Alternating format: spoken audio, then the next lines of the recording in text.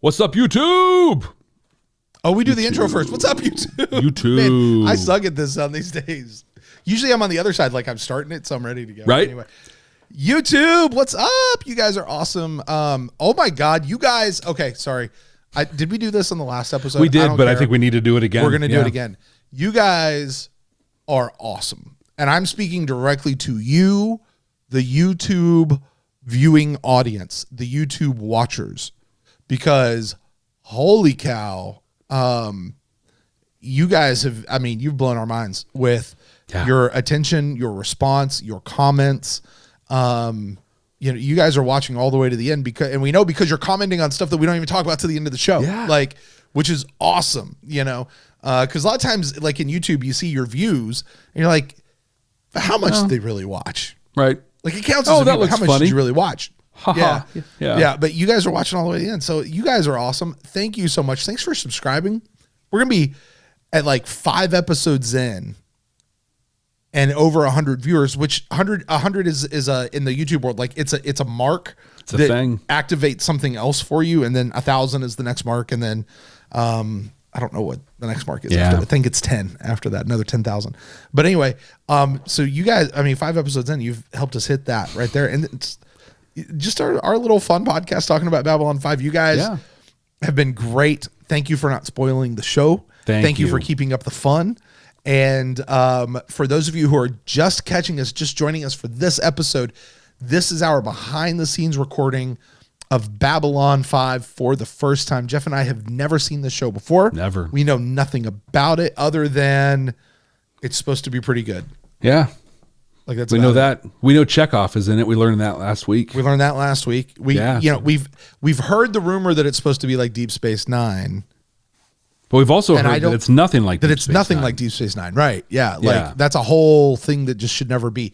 So that's kind of what we're checking out. And we're using that lens, and you guys will hear, you know what's going on.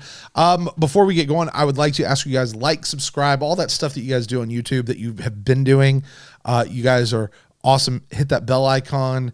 What are all the other YouTube-y things we're supposed to say? All that stuff. But honestly, though, Brent, smash the button. Right. Smash it, whatever. But so Brent and I come from the world of Star Trek podcasting and watching Star Trek. And that's a great community. There's some amazing people in that community, but there's also some not so great. Like it's not you're wearing your Star Wars shirt. It's not quite a Star Wars community, but it's got stuff.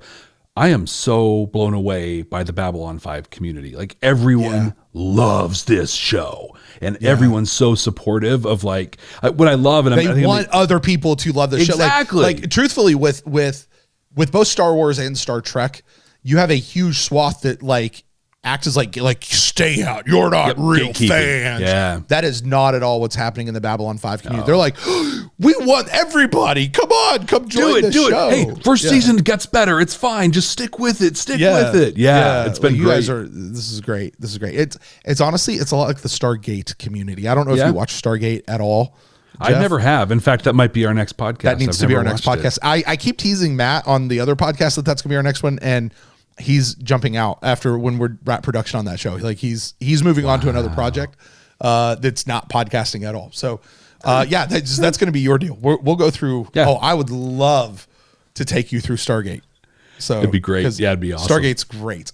Yeah, I watched the movie. Like that's literally it. I saw the movie twice. And that's where you start. And then you go on with the show. But hey, we're not here to talk about Star Wars, Star Trek, or Stargate. We are here to talk about Babylon 5. We're talking about I've got this listed as episode number 7. I think that's right, Jeff. This is the War Prayer.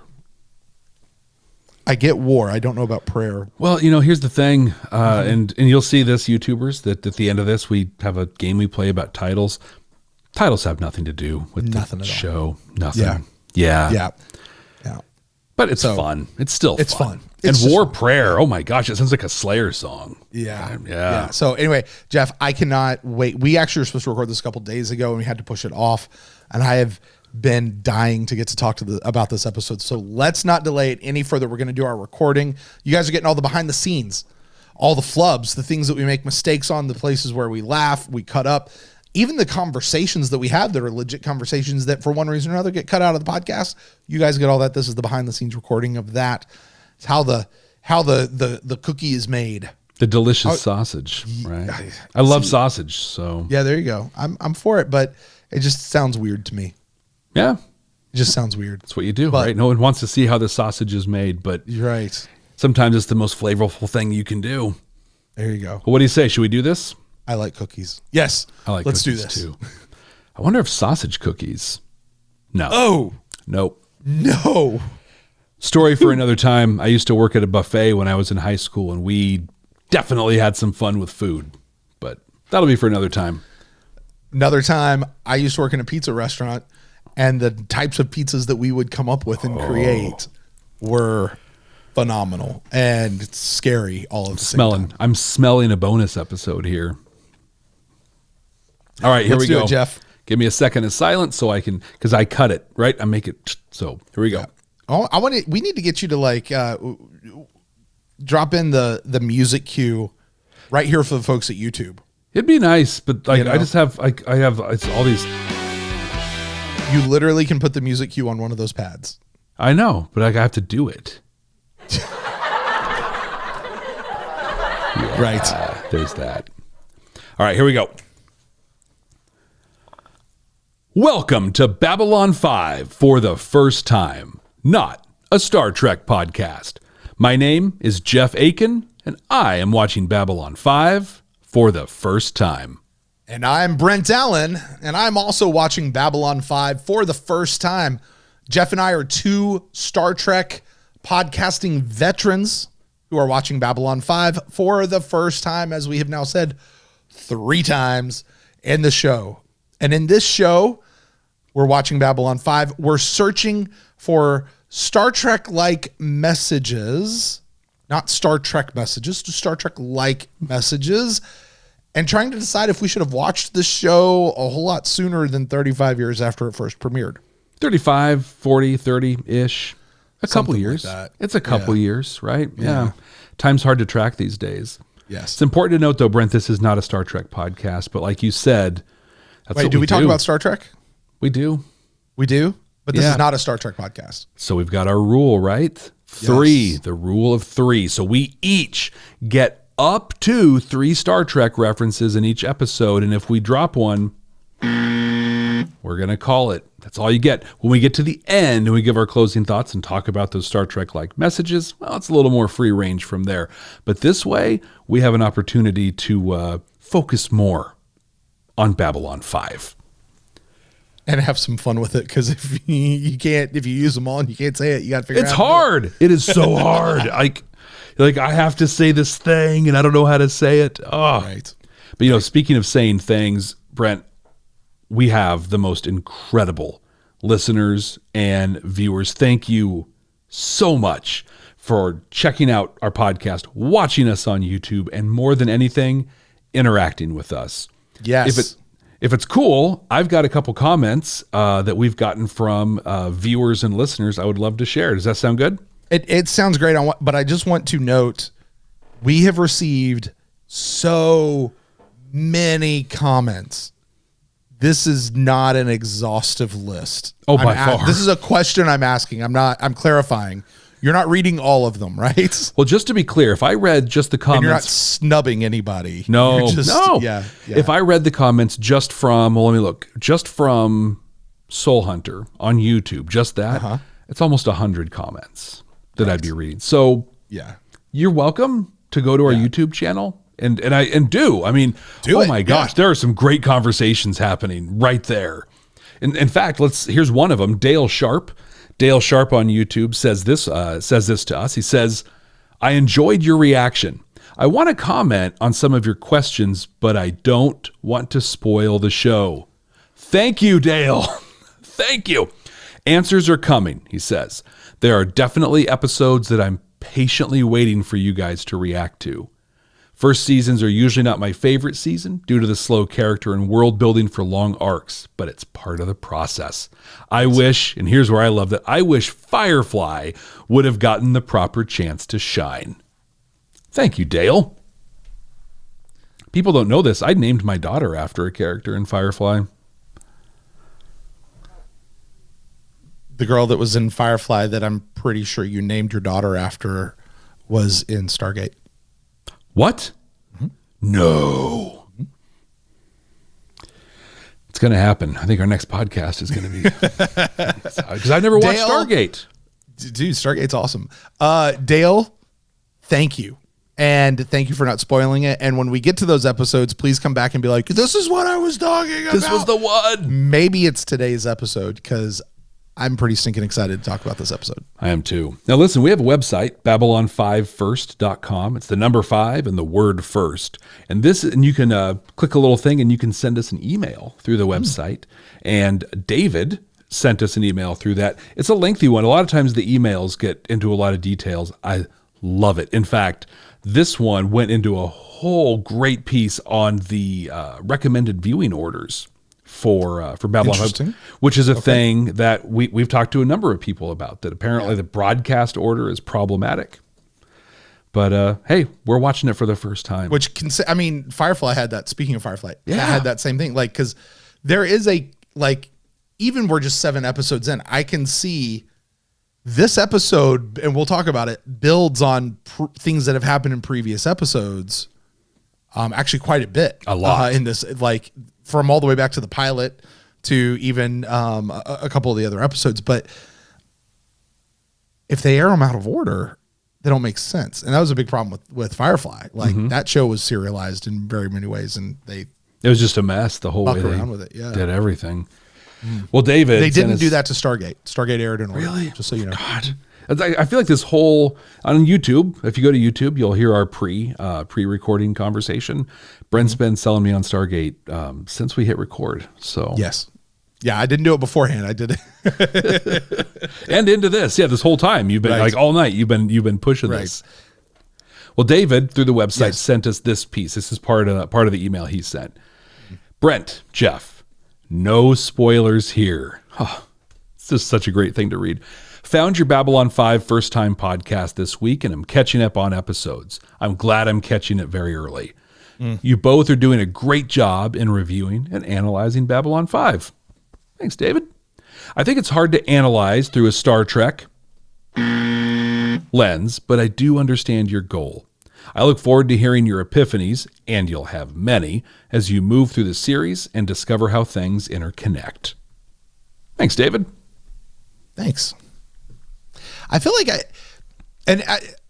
I feel like I'm saying this less to David and more to you and I. Like, I'm just clarifying this on our side.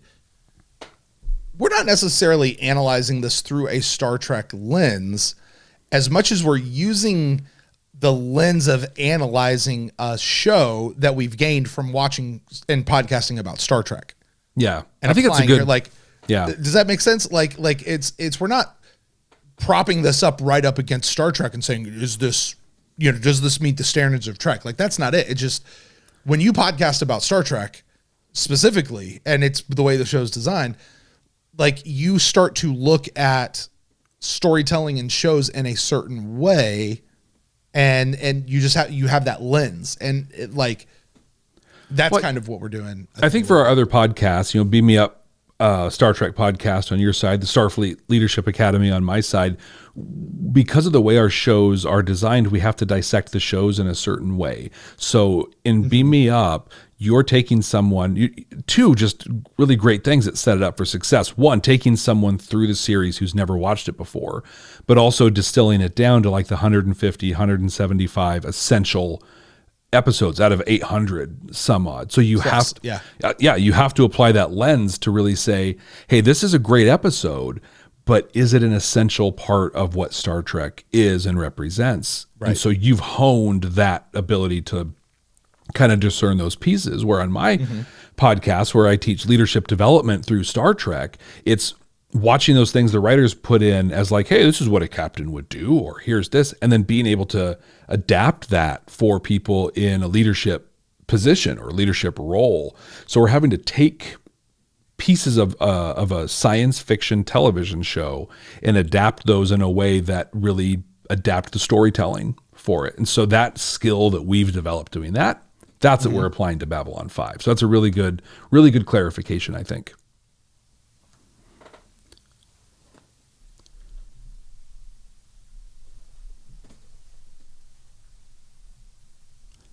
You got to hand off so I can do the recap. Oh, you're done. Oh, sorry. I thought you were going to read more emails. There's so See, many. this is what you get. Yeah, right? You get this stuff. Yeah, it's hard because I mean, literally, we could take 40 minutes reading the stuff coming in. We could. So We could. No, that's good. That's good. David, thank you so much for your email, and everybody else. The thing about those emails is I don't get them. You do.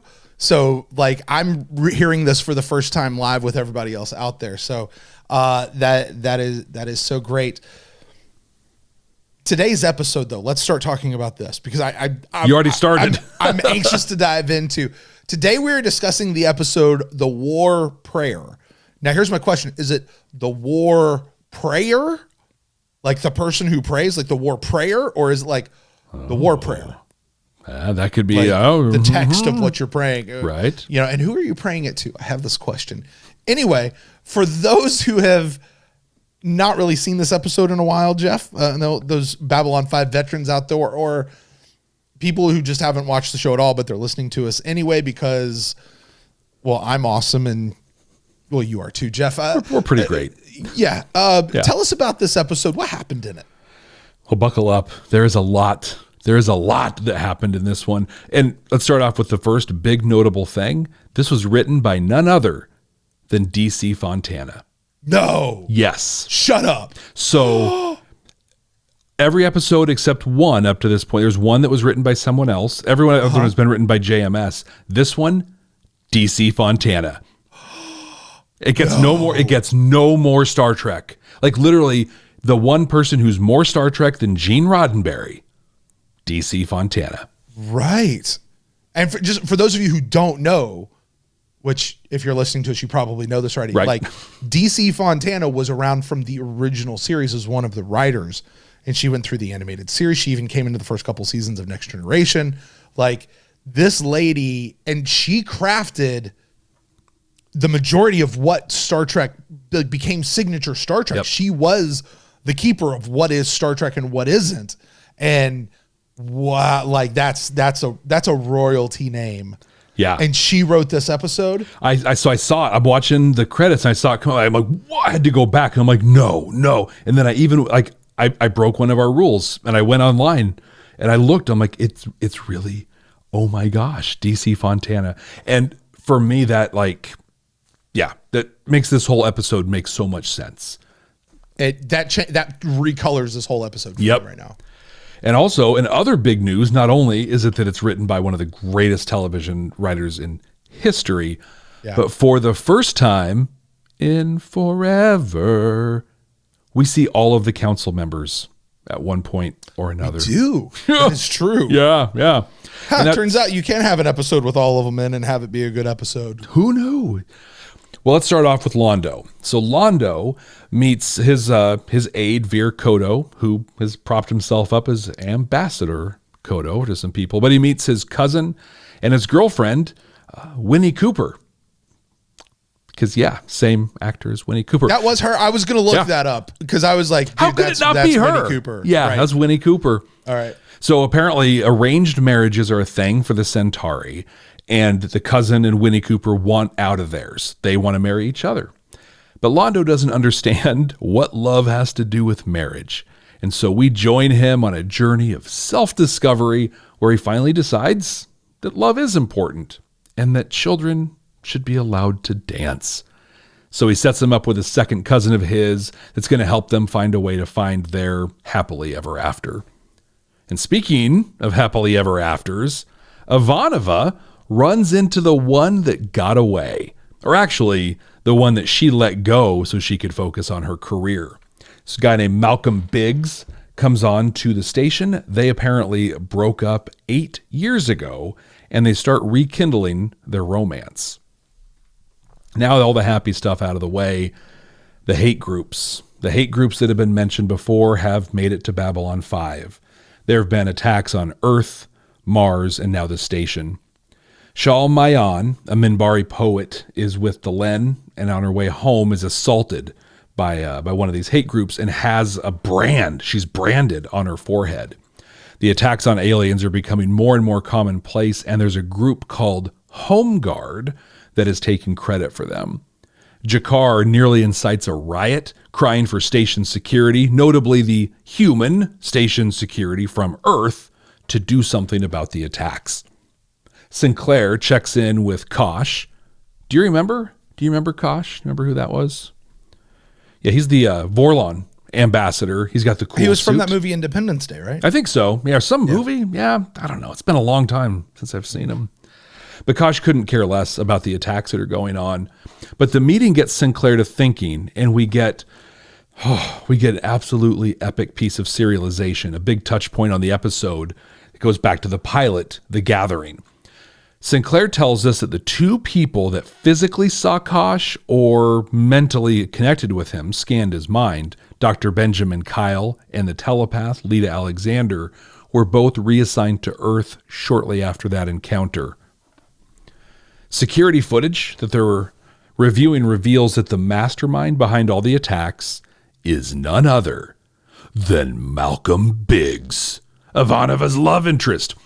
So Sinclair plays like he's a racist or a speciesist, or I don't know what you would call it here, but he has Ivanova set up a meeting.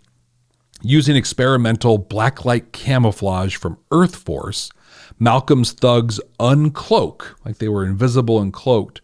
And this leads to a threat that we hear many, many times from this point forward in the episode, and that's that Home Guard has friends everywhere.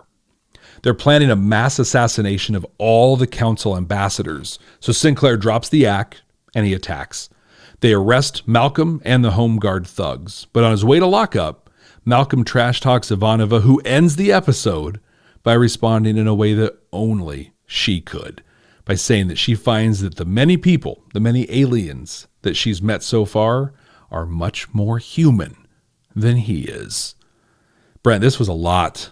What was your reaction to this one? Jeff, I loved this episode. Yes. Start to finish, I loved it.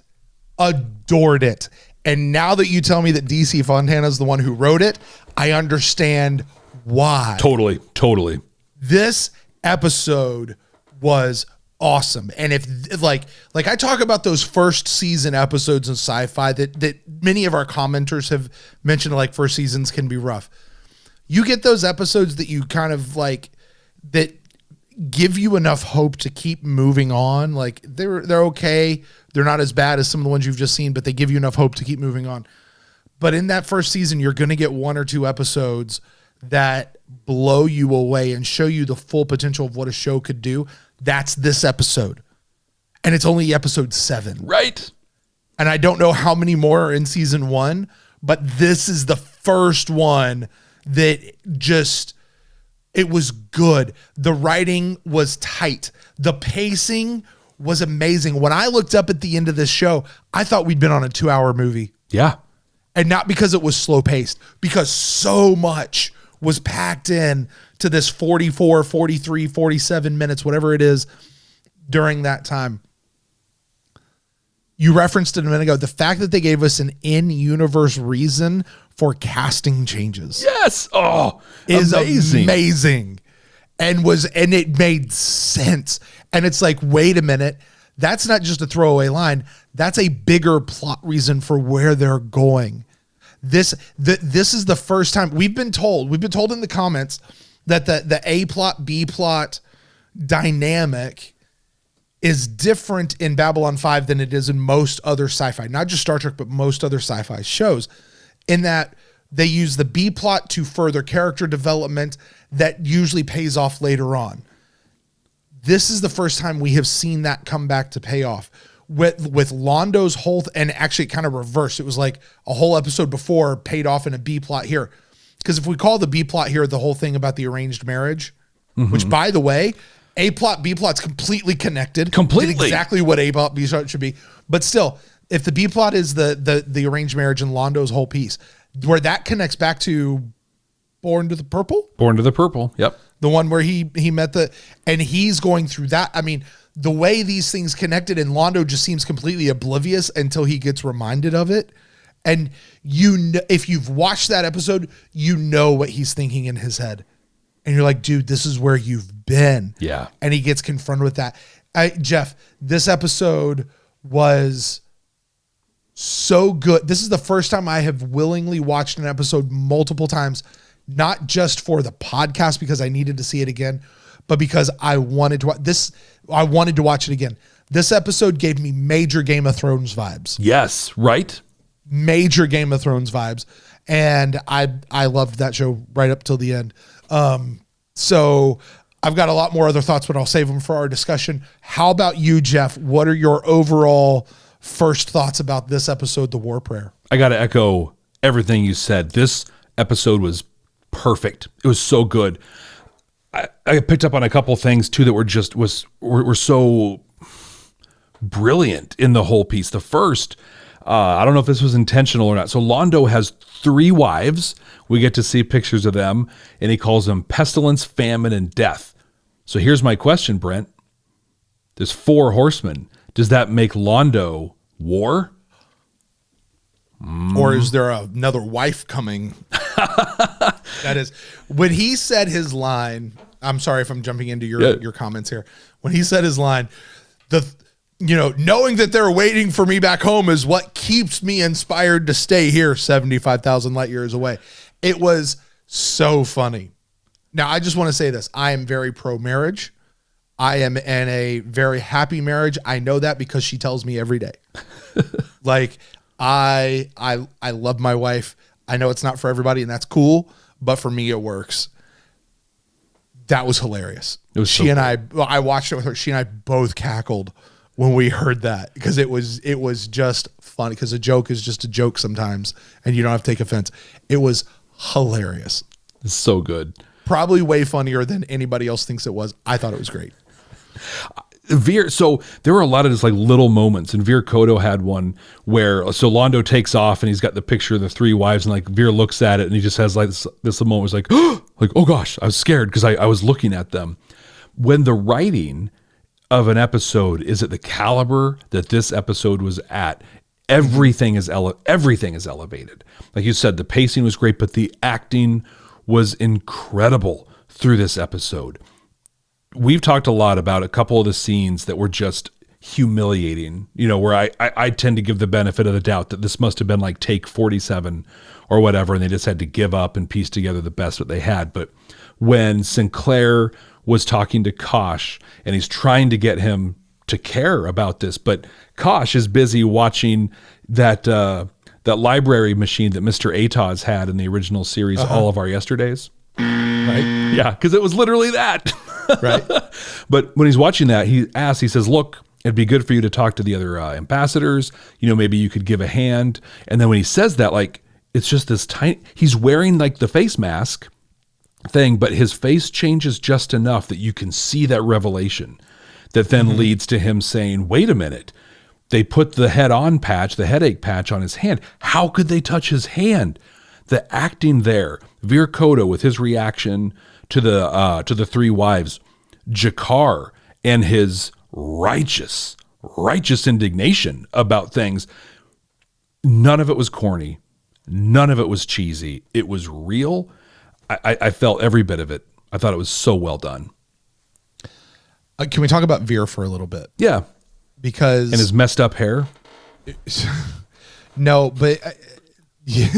Like he clearly, like he didn't even try. He just like kind of woke up and it's, yeah.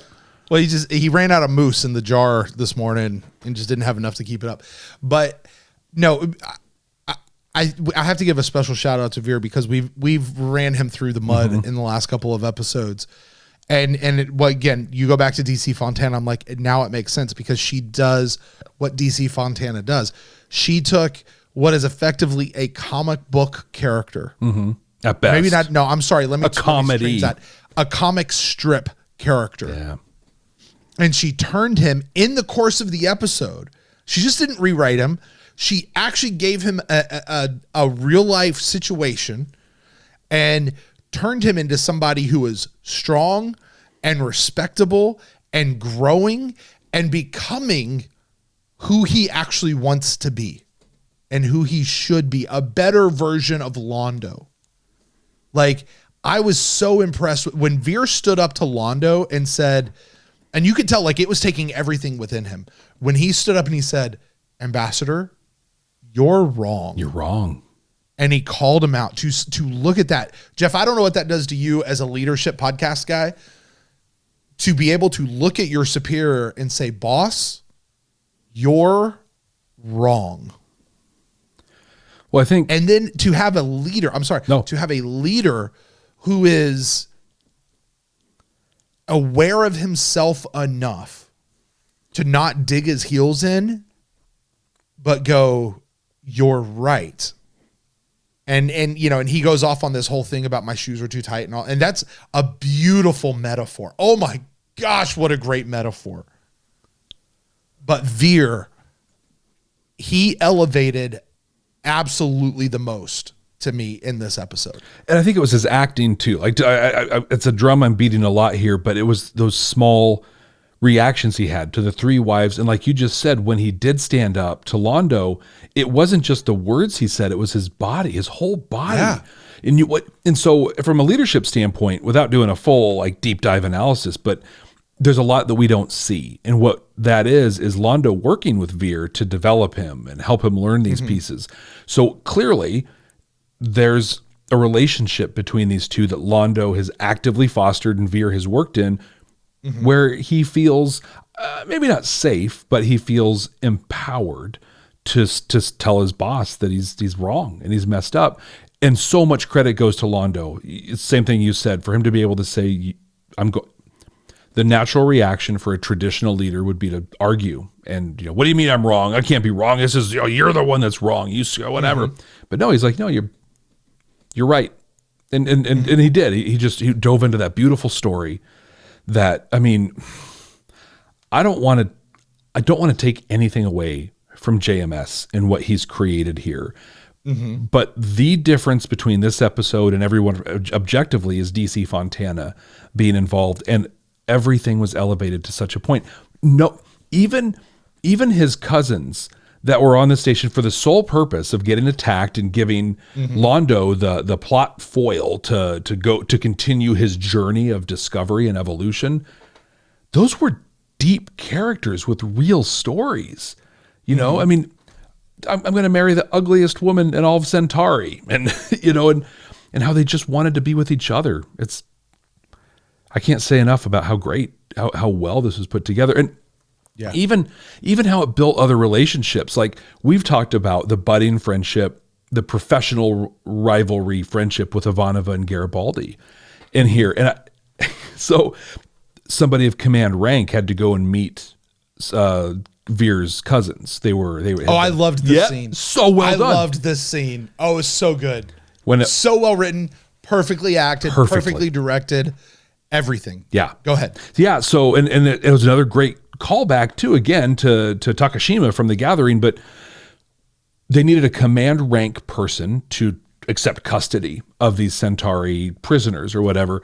Ivanova's like, yeah, I got a lot going on. Garibaldi, can you go grab that? And he's like, no, I have a lot going on as well. There's, terrorist attacks happening here. And she's like, well, maybe I'll just get Sinclair. And he's like, fine, I'll do it. But before I do that, I'm going to stop by hydroponics and pull out this coffee plant and just as he was doing it and Ivanova being like, okay, fine, I'll get it. I loved what it did between the two of them, where they were able to have this, not it, professional, not it kind of a thing, but also with a little venom in it too. Well, I'll tell your boss, well, I'll take your coffee away. But I also loved that there was the scene in The Gathering where Takashima was also illegally growing coffee beans. Right. And right. It's not, I don't think it's an important connection, but I just thought it was a really cool little through line. But what that did for their relationship to me, I thought was absolutely huge. And it was a lot of fun too. I'll go check it out, and you're a horrible, horrible man. Right. Like it was so well done. But then to build on their relationships more later, when she's coming off the date and she's clearly like just put on her uniform, and she walks in and he goes, wow, new look. And she's like, look, given what's going on, I think you don't need to be worried about my look. Yeah. Dude. Like I loved that. I'm kind of hoping these two wind up together. Really? Really? Yeah. I'm kind of hoping, because like I love this dynamic that they have. Maybe I don't want to mess with it. If they just stay friends, that's cool too. If this is the relationship, that's fine. But I kind of want to see it work out as well, because I'm loving these two. I just thought it was a cool piece that tied. So when she was talking with Biggs about, hey, do you regret leaving me? And she's like, regret? No, my assignment was great for me. I really enjoyed it. My career's going well. Like, she's a career oriented person, but also the fact that they had Garibaldi make that comment, I think was a really good commentary on what it takes to be a woman in a leadership position or a prominent role. You're always being judged and you're always being looked at through a different lens, and you're being graded on a different scale than men. And that's not okay. And she called him on it. And it was just Garibaldi being just traditional, white het cis guy in a leadership position, and Ivanova having the guts to just be like, knock it off, dude. Like, we have real stuff here to worry about. But you know what Garibaldi did that was really good? Was as soon as she did that, he respected it. Yeah. You know what I mean? Yeah. Like, he didn't dig his heels and just become a jerk about it. Like, which would have been in character for him, I think, given what we've seen. But yeah. And maybe it's the respect for her that he has. Maybe it is the gravity of the stuff that they're dealing with. Yeah. I want to talk about Jakkar. I struggled a bit with Jakkar in this episode. Really? Because we have seen in 7 episodes, I feel 5 different Jakkars. And the only reason we haven't seen 7 different Jakkars is because he wasn't in 2 episodes. But we've seen 5 different versions of Jakkar. And I'm not really sure what the real version of Jakkar is yet. And in this one, what we got was, I'm going to go start a riot. Mm-hmm. I'm going to incite a riot. Jakkar. And the last one, or 2 episodes ago, or whatever it was, we got, hey, actually, I'm a good guy and I'm looking out for you in my own way. I'm going to send somebody out to protect you. A couple episodes ago, we got Jakkar and Londo are going to throw down at any given moment. But Jakkar is still there to be the kind of, not schmarmy, that's not really, I guess, the right word, but he's there to be a politician. Yeah. He is representing his world. But in this one, he was like, no, F all the humans. We're going to mess this up. And I had a hard time with that. Yeah. And then on the other side, I was like, actually, this might be perfectly on brand for Jakkar. And I'm not sure. So I'm going to actually ask you, what did you make of Jakkar? Was this a new side of him, or was this on brand with Jakkar? I think Jakkar's the chaos agent of the show. Like, he's the one who's always going to find a thing where he can ruffle everything up and then try and position the Narn as either the champion or the victim, right? So with Catherine, it was being the champion, coming in and saving her and doing this. With Londo, even though they were the Narn were the clear aggressors in Ragash 3, he made it out that he was the victim, that Londo was coming after him. In this, and again, I said it was righteous in there. He's not wrong. This was like one of the first times where everything he said was right, but his way of handling it was wildly irresponsible. But I think more than anything, he doesn't care, right, about intergalactic peace or whatever. He cares about Narn superiority. And this was sending a message to the Earth Force, who control Babylon 5. They've got some, authority over everyone. This was his opportunity to send the message, I got the numbers, and I can get up here and I can bring those numbers together and I can point them right at you. So yeah, you might have your little terrorist group or whatever. I literally have an army. So I think this was very on brand for who and what Jakkar was. I think it was just one of the first times he was actually justified in what he was doing. But I think the counter to that, though, was Delenn.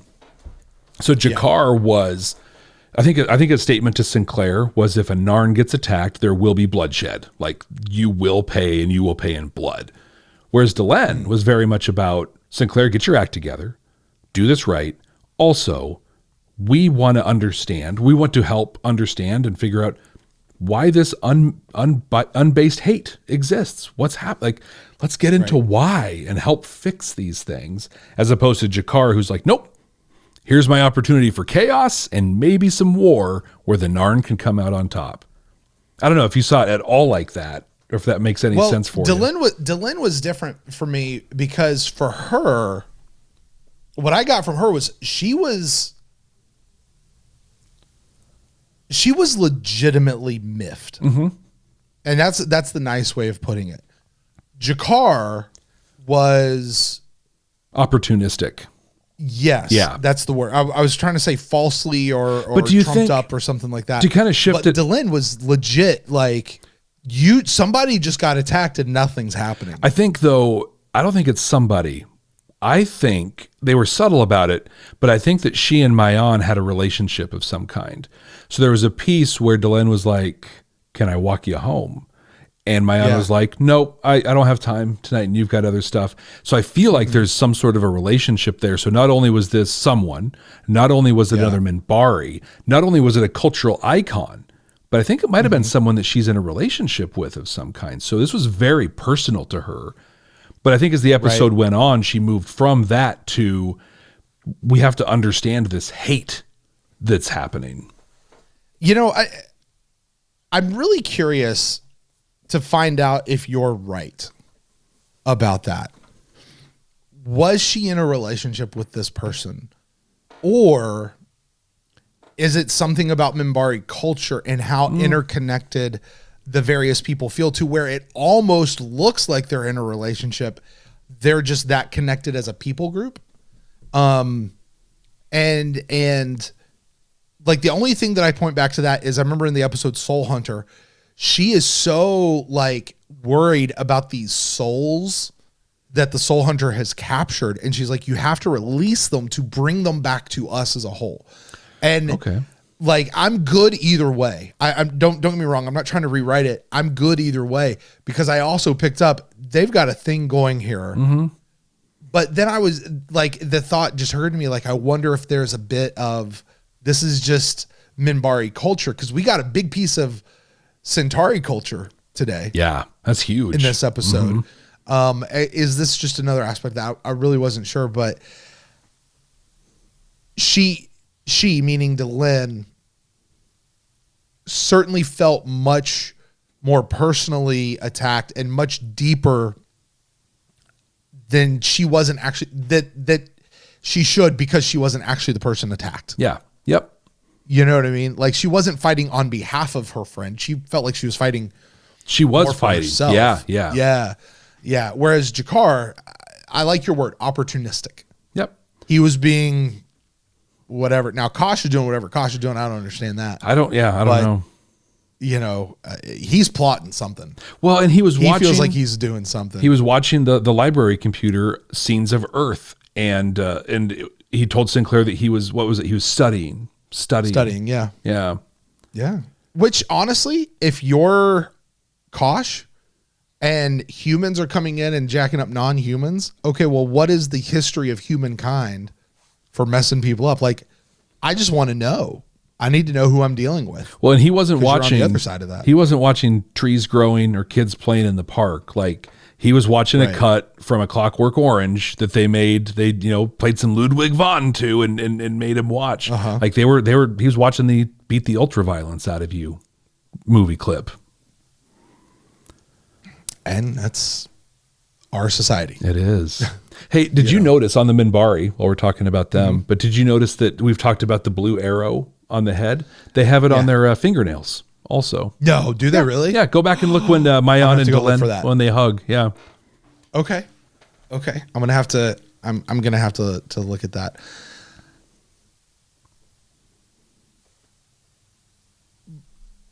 I want to get into the meat of this episode, but I want to go back to the whole Londo thing real quick. I just want to put a bow on that before we go, if you don't mind. Yeah. Londo coming against these two people saying it's tradition. I mean, this man sounded like Tevi. Right. Tradition. It's tradition. We have to obey the tradition. to going to the whole, my shoes are too tight. I forgot how to dance. And how joyous he is when he says, because you're young and you should know how to dance. Like, he was so joyous. But for him to go back and encounter his own words, admittedly just in his own head, you know, but to go back and have to deal with the idea of, I don't care about my name. I don't care about my position. I don't care about my power. The only thing that matters is love. Right? Mm-hmm. As he's dealing with, what was her name? I don't remember, but Adira. Yeah, it was Adira. Yeah, Born of the Purple. Yeah, as he's talking about that with her, you know, he tells her that he's like, look, I'm an old man. I've had my hearts broken before. Like, but he's saying this is the thing that it's all about. And he seemingly forgets that going into this. Now, I think at first it was like, why am I being bothered with this? Mm-hmm. Just get this out. Well, that was his thing. Send him back to the homeworld. Who cares? Not my problem. Yeah, I don't care. Yeah. Right. And then it became really, because he got into it. To forget who you are, to forget our traditions, is to forget who you are as a Centauri. And then for again, we've talked about Vera calling that, but I don't know, like, it just struck me how you can have Born to the Purple and then turn around and have the War Prayer Londo from both episodes. Yeah. And they exist in concert with each other, not in conflict with each other. Well, I think that the conflict is a lifetime of having to live and look a certain way, you know, to conform to those Centauri ideals. I don't know what his role is and, you know, where he lands in the hierarchy of Centauri politics or whatever, but he's clearly a person of substantial influence. Right. And we've learned they get there through blackmail, having dirt on others and really worrying about your honor and your family name. So a whole lifetime of living that, but through his life experiences and maybe as a result of his exposure, you know, there was the conversation with him and Garibaldi either in, I think it was in The Gathering, it might've been Midnight on the Firing Line, but where he talks about how everything is Earth now. It's Earth time. It's Earth this, you know, now Centauri are a museum open, you know, from 9 to 5 Earth Central Time or whatever, standard time. Right. But I wonder if that kind of exposure to other cultures is also opening his eyes to where he's like, gosh, this Centauri culture has actually made me miserable my whole life. And yeah, I've got these 3 wives that are 3 of the 4 horsemen of death, but gosh, I've loved some people. And maybe I should have done that instead. I think Londo's story is the story of a lot of people. You hear that when people are on their deathbed, right? They never talk about wishing they worked more hours, wishing they sold more widgets, right? It's all about, I wish I spent more time with my family. I wish I saw more of the world. I think Londo's not on his deathbed, but he's experiencing those thoughts. But he's still conflicted because he's still that big shot in Centauri culture and still feels that pressure to show up. Well, I think that goes to the idea of when you have a person who is in the midst of change. I used to be staunch this way, you know? As I'm growing and maturing and getting older and my eyes are opening to more stuff and I'm learning things, actually, I'm shifting in my views. Now, I don't know if anybody else has ever experienced that. At 40 something years old, I can tell you I am not the same person today that I was in my 20s. Right. And I'm not the same person I was in my 30s. Hopefully I am much more centered and much more aware and much more people oriented than I ever was back then. And still, there are times when the rubber meets the road that I still have those tendencies that were built into me as a young man that I actively have to fight against. You know what I mean? Absolutely. Like, because it's so ingrained in me. Now, I'm learning, I'm growing, I'm expanding beyond that. but I still have these tendencies. I still have these knee-jerk reactions that I have to learn to overcome. And hopefully those don't stay my knee-jerk reaction. That's what I interpreted Londo as having here. Okay. Yeah. He's in the midst of his change, as he's getting older, but this was this is just how we are in Centauri. And for him to sit back and go, actually, I'm not anymore. And to be reminded of that in a whole new, fresh way. That's not just focused on him, but now it's also focused on others. Was just, this was an amazing step forward in Londo's journey. And I hope they don't, as other writers come in that's not named DC Fontana, I hope they don't drop this. Yeah. And I'm kind of scared they might, but we'll see. But I think the groundwork has been laid that it can backslide. And I think it's justifiable for the reasons you said. In education, and this is a thing you know a lot about, but there's the concept, the kind of the 4 stages of learning of unconscious incompetence, conscious incompetence, conscious competence, and unconscious competence. Whew, I hit them. But that you take those concepts and you lay them on top of the conscious versus subconscious thoughts that actually Dr. Bruce Lipton goes into incredible detail about if anybody wants to deep dive into this concept. But when you're in a state of conscious competence, that means you know what you know. Like you're consciously making the decisions to act and behave in a certain way. And then your unconscious competence, so that's like your conscious mind. I'm going to think about these things and do these things. Your unconscious your unconscious competence is you just know it and you just do it. And it's what happens. Driving a car, I like to say conscious competence is where you're like, okay, I hit my turn signal. I look over my left shoulder before I turn into the lane. I think about that and do it. Unconscious competence is where you get in your car after work and then you get home and you're like, how the hell did I get here? Like what happened? Because you just go on autopilot. But in this case, Londo's subconscious, so his unconscious competence level is being the model Centauri and being loud and worrying about your name and having 3 horrible wives or whatever. But his conscious competence, his conscious piece he's working towards is what we saw in Born to the Purple and we saw here. And so there is that conflict between the two that as the story progresses, hopefully it continues and we see more progress and it doesn't just turn into, oh, remember that time Londo thought love was a cool thing? Yeah, that was neat.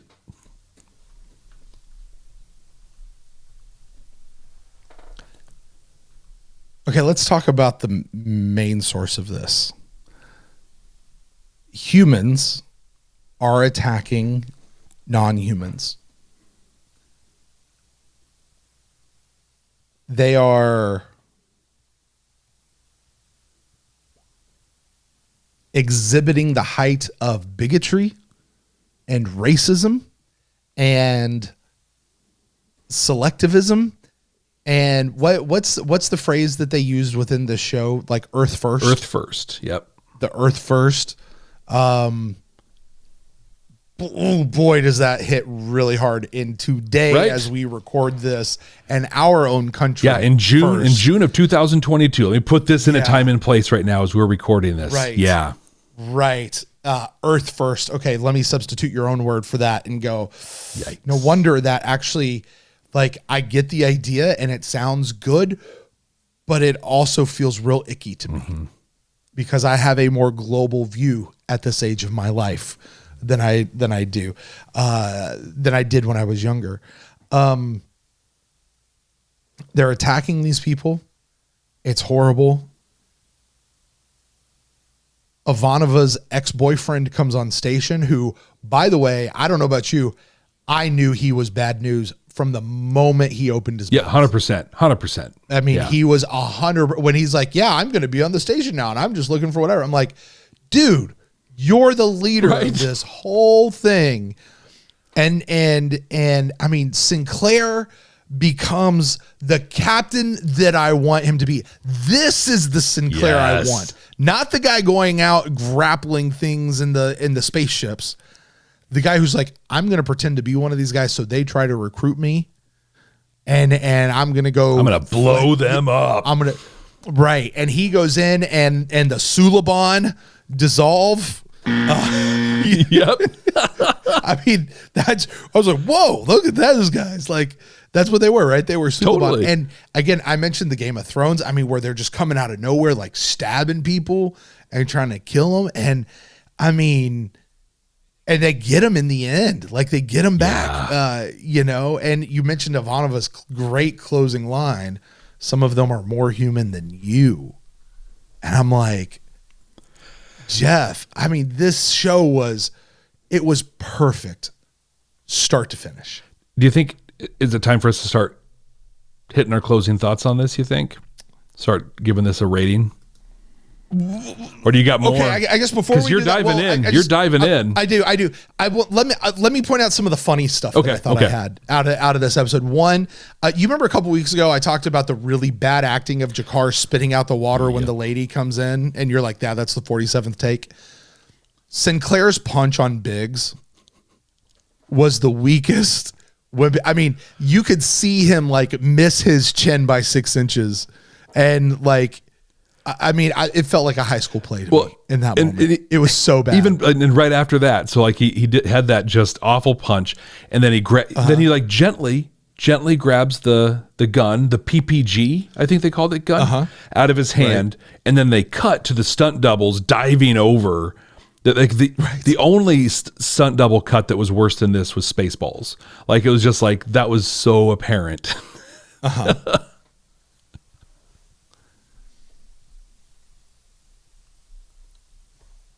And then, okay, this wasn't really like a goof or anything, but I'm sorry. I did think it was hilarious. The cousins coming on board thinking that Veer was the ambassador because that's what he told them. That's pretty great. Was great. Okay, that's all I had on the I want to make fun of it side because there's not a lot to make fun of. There's not. Episode, I have one more to be honest with you. to make fun of, but also kind of put a point on during the mob scene. So Jakkar's getting everybody mobbed up, and Garibaldi and Sinclair go into the mob to try and stop it. Garibaldi tells him to leave, and then Sinclair's like, no, I'm doing this. Garibaldi straight up says, Commander, let me do my job. Yeah. So again, another case of Sinclair inserting himself where he didn't necessarily, Sinclair inserting himself where he didn't need to be. And again, undermining, I think, Garibaldi. So maybe not as funny as I thought it was going to be coming in. It's actually pretty. No, not funny. I thought of you in that moment. Yeah. when we got to that, because what's good about that though, yes, Sinclair's natural instinct is to go in. Garibaldi's okay to call. I mean, in a way that Veer was okay to say, Ambassador, you're wrong. Garibaldi's like, Commander, no, get back. Let me go in and do this. No, Captain Picard, you're not allowed to go down to the planet. That's not your job, Captain. You need to stay on the bridge. That's your place. Thank you. That's my job as a first officer. Yeah, exactly. I don't care what Kirk and them did. This is my job as a first officer to keep you safe. Yeah. This is the rule we're doing. Yeah, and Sinclair just imagining, hi, Senator from Earth Force. Yeah, Sinclair was killed in a mob that I was supposed to take care of. So, sorry. So yeah, let's do the dive in on this the meat of this episode. Go ahead. So in this, what we do is we look to see if the episode has Star Trek kind of quality to it, any Star Trek like messages, and if it's something that we want to watch again. We rate the episode on a scale of 0 to 5 deltas. That's not necessarily how much we like it or not. That's how Star Trek we feel, quote unquote, Star Trek, we feel this episode is. It's important to note as we go in to score this that not every Star Trek episode is a 5 delta Star Trek episode. But this is taking the Babylon 5 episode and deciding how it rates and if we'd watch it again. So Brent, what do you think? Well, Jeff, first of all, I think I have to admit something I said earlier. Okay, fine. I guess we do really compare the show to Star Trek. Kind of, yeah. I think we're still fine. We're fine tuning it a little bit. It's more about the message. It's not even. It's the message. Yeah. It's not the show. It is definitely. It's the idea of, does this show do what I think sci-fi as a general is supposed to do? What art and stories are supposed to do is to hold up a mirror to give you hope for a future, to tell you how you can be, to show you the ugly parts of yourself. Boy, oh boy, does this episode hit on every single one of those. This is a 5 out of a 5. Again, I'll say it again. knowing that DC Fontana wrote this episode makes it all make sense. There is not one way that this doesn't achieve all those marks in my book. And if you have one that you can think of that it doesn't, then I'll eat my words, but I just don't see it in there. People out there commenting, you email us, or on YouTube, you can comment down there as well. Let me know if this one doesn't hit, but it holds up a mirror. That is, unfortunately, Jeff, I got to tell you, confession time. Growing up as a teenager in the 90s, right? I remember those episodes of Full House and Family Matters and Fresh Prince of Bel-Air where they dealt with Golden Girls, where they dealt with these issues of racism, and shows like The Real World and things like that that would kind of show where we could go. And like, I really remember sitting back going, who's actually racist today? We've gotten past this. Like, I thought that's where we were back then. I'm sad to say I was absolutely wrong. It is something that is alive and well. And unfortunately, it seems to have really been fanned into flames over the last bunch of years. And has, maybe it just never really went away. I'm just now aware of it in new ways, you know, because turns out our friends have been trying to tell us this ever since the 90s, that it hasn't gone away. And now I'm listening. And my apologies to all of you for not.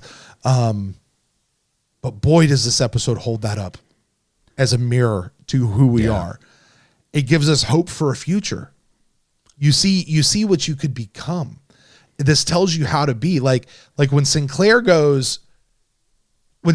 says, okay, these guys love to recruit these people, so let's infiltrate them so we can take them down. I'm hearing Captain Kirk on the bridge saying there's no room for this. He says, is what Sinclair say? He says, not on Babylon 5. Yeah. I'm not having it here. I'm hearing Captain Kirk say there's no room for bigotry on this bridge. You leave that in your quarters, mister. Right? Yep. Like it's the same sentiment. And yes, 5 Deltas, Star Trek through and through, not Star Trek, but just that quality. It holds that message. And you know what? We can get through it.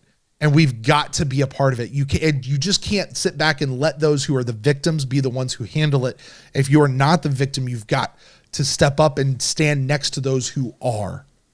And my God, can we talk about the strength of the Minbari guest on this show? I forget her. What was her name? Shal Mayan. Yeah. Yes. The strength that she exhibited. She said, don't you take that tattoo off of me. That is that's a lesson learned is what she said. Right. And when she steps up and she says, ambassador, my people love defines these things. Like she is moving forward despite what just happened. Like, wow, that's how we should, like, you can come back from that and just be better. Yeah. How about you? Well, people say that Star Trek paints a picture of a better future for us, but I don't think that's true. And I don't think Babylon 5 does either. It's exactly what you just said. It shows us a better future is possible. And I think that watching this episode today, 30 years after it aired, and it being maybe more relevant than it was when it first aired, hurts. It was hard to watch. And I think, to your point, knowing we know this, you and I, with the privilege that we have, are seeing this now in a light and in a way that we've never seen before. Mm-hmm. It's great that we're being able to see it. It's horrible that it's there for us to see. But this episode 30 years ago was showing it to us, and showing it in such a great way. I think I couldn't help but notice 2 things with this episode. Just like Soul Hunter, at the 27-minute mark, it had a turn where things changed. It was at the 27-minute mark where Sinclair was like, I'm going to infiltrate these people, and we're going to blow this up. And from that point forward, this reminded me of the TNG episode Conspiracy, where Riker So that in that one, they were like the bugs that took over people, and they were going to infiltrate Another Starfleet. season 1 episode. Exactly, right? Another gem, a diamond in the rough. But Riker posed as a member of them so they could infiltrate and take him down. Yeah. That was what Sinclair did in this. It was just so well done. Only to be fair, Riker was far more convincing at it than Sinclair. He ate the gawk, or not even the gawk, but he ate just the straight up the mealworms. Yeah. Oh God! Oh, right over the face, the whole thing. But yeah. Oh, but what I kept waiting to have happen, and this was something in the editing, was they were talking about how they have friends everywhere. Brent, that's such an overarching, hanging threat. Where are those friends?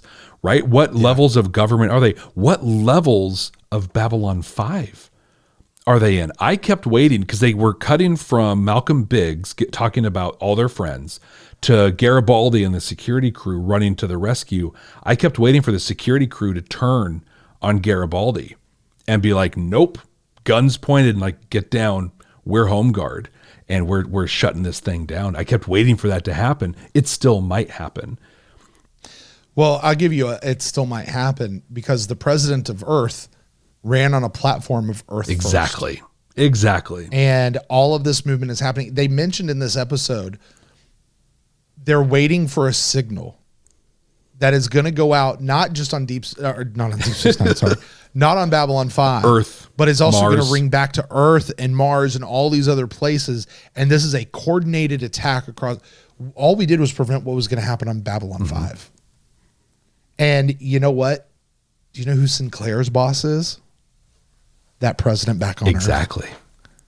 And so even if it's not the security forces turning around saying, lay this stuff down, who was it that he was talking to the other day of saying, look, stay out of this, declare neutrality? Yeah, the senator. And Sinclair. Yeah, the senator guy, right?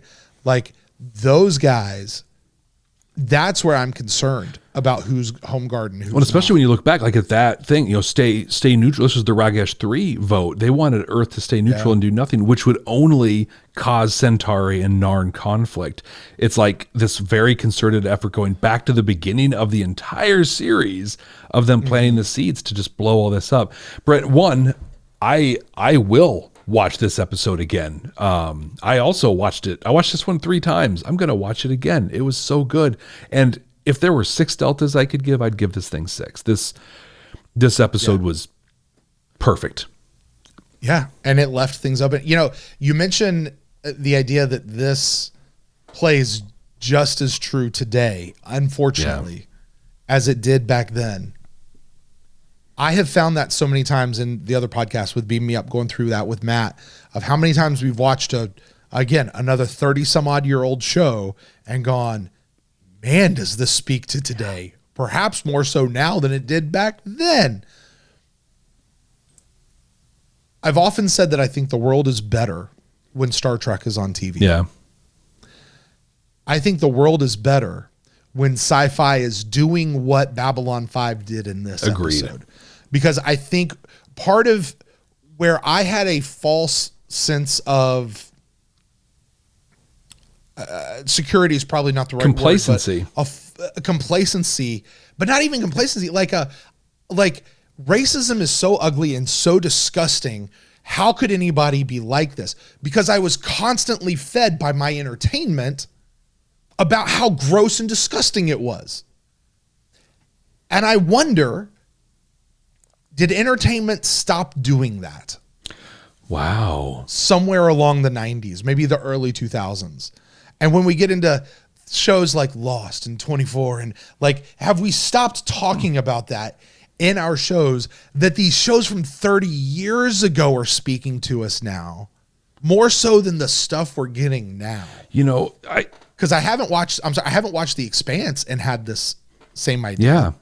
I haven't watched C. I haven't watched anything. I don't know. What are these shows that are on TV right now that aren't labeled Star Trek? Because Star Trek is obviously concertedly trying to do this now. Honestly, even the Star Wars stuff has started kind of going down pushing the envelope with things as they should, but where has our entertainment, where has TV gone that they're not doing this? Babylon 5 does this so well in this episode. And honestly, the last episode as well. Yeah, they're both so great. But it was honestly jarring coming to this episode, even off Mind War. Just the pacing, the writing were such a higher caliber in this one that, like, it was maybe 20 minutes into this thing, and I'm like, how is all this happening? It's like it was. I mean, literally, like Mind War was the roller coaster starting to tip over the bend, and this is where we're heading downhill.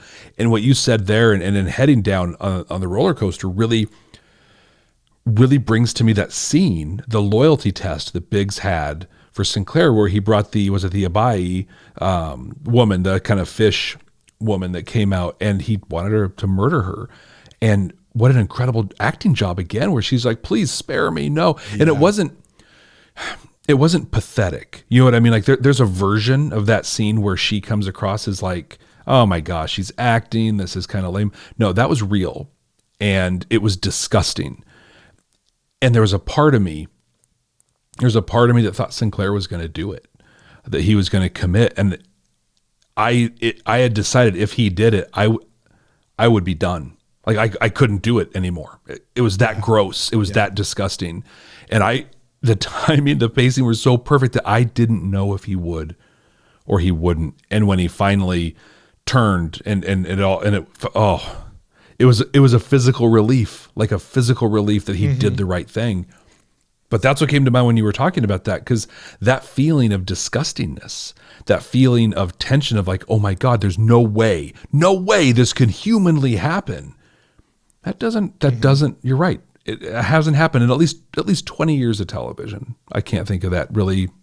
Again, tell us if we're wrong, right? If there are examples out there, but none of them come to mind. Wow, Brent, I hate to wrap this up, but that's War Prayer. We did it. We got through just an incredible episode of television. So good. Well, next week we're going to be watching a new one. Now, we've asked so many times. We're going to ask again. You're going to hear it a lot. Please, no spoilers. That doesn't mean just from you, but we don't look anything up either. So what we look up, we see the name of the next episode, and that's it. And for fun, we like to kind of guess what that next episode is going to be about. So Brent, what do you think And the Sky Full of Stars is going to be about? And the Sky Full of Stars. Well, I'm really hoping that episode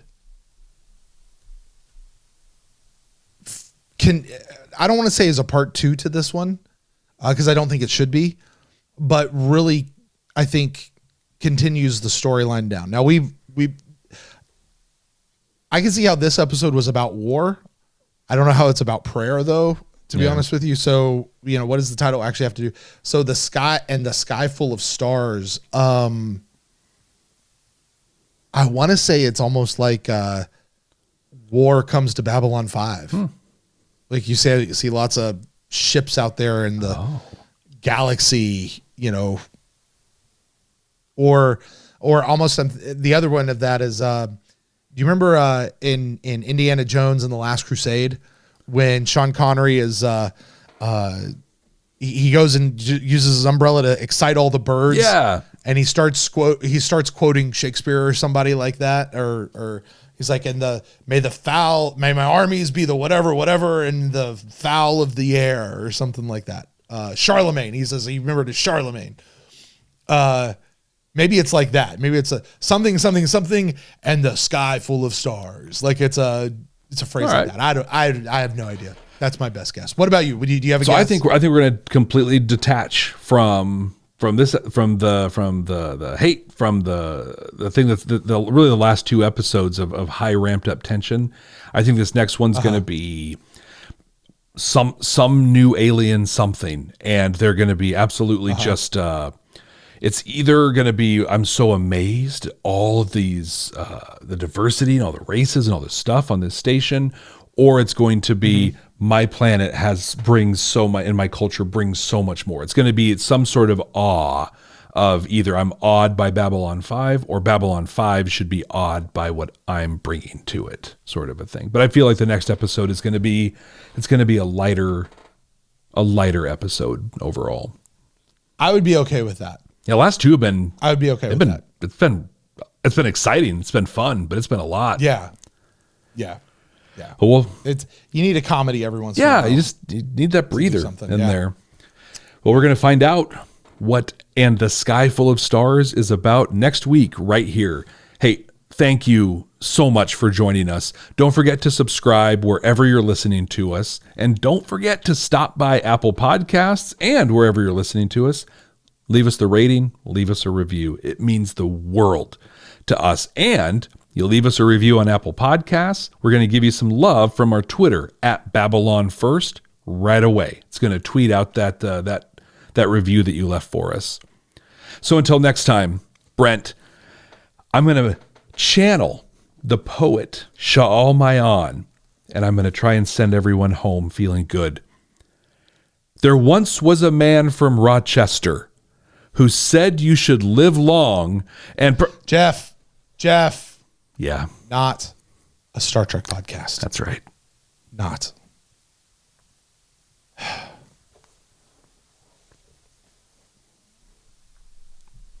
And there we go. And prosper. Ha! YouTube. You did it. I know you guys are still watching because I know you're watching all the way to the end. So high five to y'all. Boop. Guys, thanks for watching. And hey, thanks for all the comments that you've been leaving. Those have been awesome. Jeff and I are going to respond to those as we go through because we can't do that while we're recording because we're focused on what we're doing here. But we'll see those. We'll respond to those and we'll go through that. But you guys rock so much.